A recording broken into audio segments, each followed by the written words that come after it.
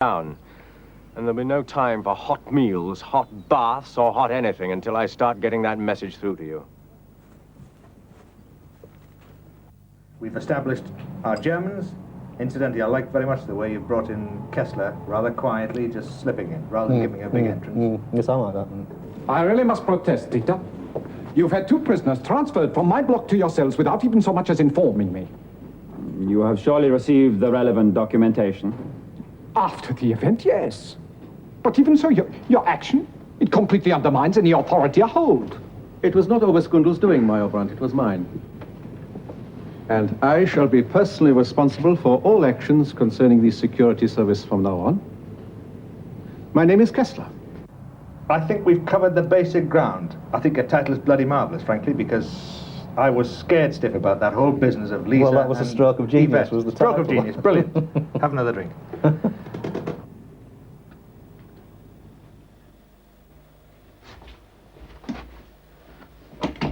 I never plot out from page 1 to page 70 or whatever, and I just start down at page 1, in television particularly and in films, and write the first scene and hope the characters will then take over from me and carry along. I mean, I think I'm an instinctive writer. I'll plot out the first scene, I know where the first scene's going, and if at the end of the first scene, then the characters seem to tell me what they're going to do in scene 2 rather than me tell them. So that I work from scene to scene and from day to day, and I'll go to bed at night, and I don't know whether it's true or not, but I've still got this thing that if I go to bed thinking about the scene, then I'll wake up and I'll know what I'm going to write the next day. But it seems to work for me that way. As we've gone along, over the past 3 or 4 months I've been working on the series, as actors and actresses have been cast or have even been suggested, then I've managed to get hold of photographs of them and stuck them on the wall. Now, eventually, it may be that these faces will not actually be the ones that will play the parts, but at least it's a picture that I've got in my mind that I'm writing for, and if that is the kind of face that the producer sees as the part, then it must be something close to it. It's quite a simple process, really. When you sits down and says, well, I'm going to do so many pages today, and by the end of the day, they've got to be there. Having finished the script, I then send it to John, who approves it, I suppose, in principle dramatically, and then he sends copies of the script to Bill Randall. On the very first page, we've got a scene, the opening scene is where you've got 3 sergeants talking, and that's a sergeant pilot, a sergeant wireless operator, and a sergeant rear gunner. The sergeant pilot, he wakes up. He's been quickly awakened, but he wakes up, and his first words are, "Flipping taters in it. What's it, Jacko? What's up?" Well, now, my reaction to this is that if this was a sergeant pilot, I don't think he'd talk like that. A sergeant pilot in 1942 was a man, his educational background at least was up to matriculation standard. He's a chap that's had quite a bit of training. He's been around a bit, but he wouldn't talk like that. Bill, very briefly, general comments about the episode. I've got quite a few comments which I think are really technical, and I think the first one is almost on the first page, and that is the question of how you assemble your scene. You've got them more or less coming down by parachute. And, well, this wouldn't have been possible. You can't get your players together in a scene having come down by parachute, because coming down from a Wellington, let's assume from about 10,000 feet or so, at night, you just couldn't expect that they would land close to each other, and in a way in which they could meet up and then go on as a crew. I see. And I think, therefore, you've got to just rewrite this so that you've got a crash-landed Wellington. Group Captain Alliston, DFC. So I crawled again in the area where I thought the wood was, and I reached it eventually. I got inside and sat against a tree and tried to coerce myself into sleep, because knowing full well I'd probably got a heavy day the next day. And it's whilst I was doing this that I heard a crack, just as though it was a footstep. So I thought, well, this is the Germans obviously looking for me. And then it happened again. By this time, of course, my imagination was running riot. I thought the whole of the Wehrmacht were looking for me. I expected Hitler to poke his head from behind a tree any minute. But Eventually it turned out to be my navigator. This cap badge, now you'll appreciate that is absolutely vital to the story. What do you suggest we do about it?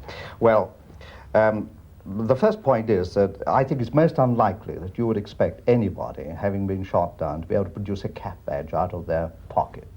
Particularly as when we went on operations, we left everything behind that could identify you as being a member of the Royal Air Force. Or Nobody ever had their cap with them in their pocket. Well, I think this is the solution. Now, in my case, in 1942, very often when we were coming back, we didn't get back to base. We got diverted, and it meant that you landed at a strange airfield, and you were possibly going to spend quite a few hours there, go to sleep, and then probably walk around that airfield, and then get your aircraft ready to go back to your base, which meant that you tried to take all your uniform with you. I understand, yes. And in my case, I used to fly with my forage cap tucked inside my blouse.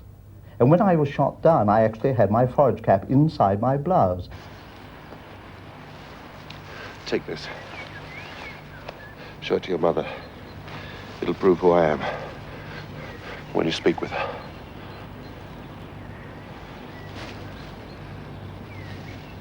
Well, I got shot down about 1 o'clock in the morning. I bailed out, actually, and I came down, landed in an apple tree, and quite frankly, I was quite stupefied for hours. I was shocked. The process of being knocked out of the sky is a bit unnerving, and for quite a time I didn't know what to do. I sat under this apple tree with my parachute up in the tree, and my Mae West, I'd taken that off and put it beside me. And I remember my training coming back. I think that's the trigger that got me going. Now, in your notes, you're making a point here about the Gestapo. I don't quite follow what you're getting at here. Well, my general point is you just didn't see people and say, well, those were Gestapo. People weren't walking around with Gestapo on their uniforms. This I understand, yes. The way in which you could say, well, I think that man's Gestapo is because he was from the Waffen-SS, and therefore he would have a distinctive uniform. But in the context of this episode, I think you've got a person that's probably going to be in plain clothes. This chap came round a corner in a lane, and he was going past me, but according to our training, our briefing, we were always told not to do as they do on television these days, scuttle across the camera, anything like that. We were told to appear nonchalant and try to be a part of the scenery. And the only thing I could think of was to say good morning to him. So I said, "Guten Morgen, mein Herr," to this chap, still not knowing where I was. And to my great dismay, he came back with a "Guten Morgen." You're making a comment about our character, Natalie, actually doing the killing here. Now then, we are obviously taking a liberty in implying that she could get to this area in time. I think it's possibly dramatic license, but do you feel that it is something we cannot do? Well, yes, I think are two very good reasons why you can't do it. You've got the mother going off to tell the Germans that there's something wrong, and that in effect she's going to identify the escape route.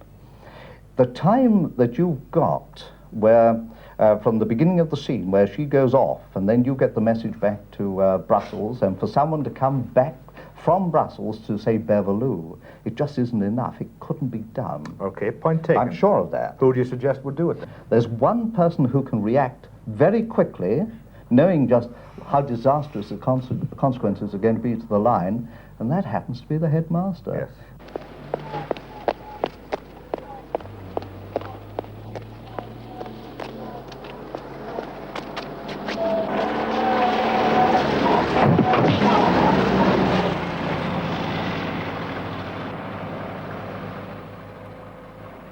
For reasons of economy, the headmaster was later replaced by the village grocer. The great thing, I think, for all writers to remember is that they are not writing Hamlet. It is a commercial business making television series. We're making them for a large section of the public, therefore it has to appeal to a large section of the public.